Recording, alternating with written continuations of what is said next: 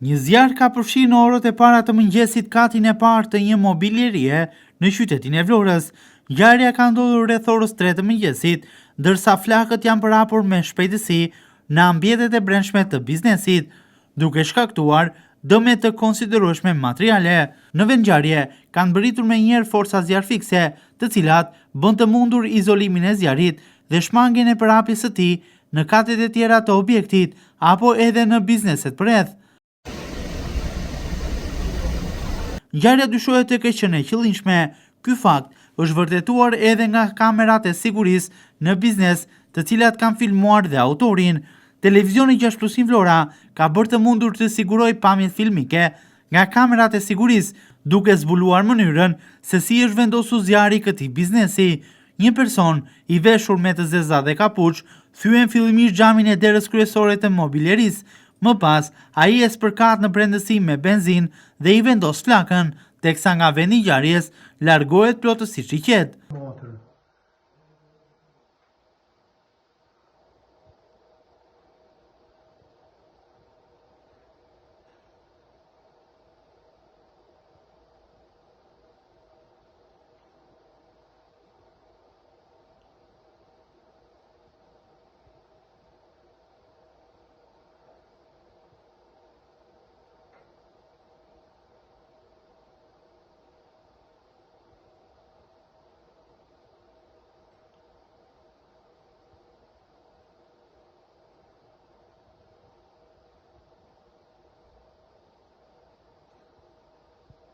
Për median, ka folur edhe pronari mobiljerisë së Djegur, Eduard Aliko, thosë se nuk ka konflikt me askënd dhe nuk di nga ku mundi ketë ardhur kjo gjë.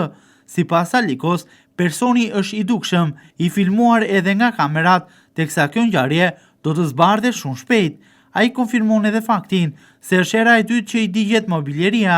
Këtë herë, thosë se dëmi shkon në 3 milion lekë të reja. Pronari tregon se ka marrë një telefonat në 3 të mëngjesit dhe pas asaj ka mbërritur në mobiljerin duke i gjetur atë në flak. Në të më pas kanë ardhur forca zjarrfikse dhe policia. Pronari tregon se ngjarjen ja ka lënë në dorë drejtësisë, teksa thot se organet ligjzbatuese duhet të bëjnë punën e tyre në zbardhjen e plotë të kësaj ngjarje dhe kapjen e autorit. Unë nuk kam ndonjë konflikt dhe nuk jam njeri konfliktuar, jam shumë paqësor, megjithatë mendoj që ja lë drejtësisë këtë shërbim, i cili është i detyruar ta bëjë sepse kamerat janë aty, personi është i dukshëm dhe mendoj se shumë shpejt do të zbardhet gjë. Po dëmi nuk është bërë ndonjë për llogaritje, po duhet të shkojë aty te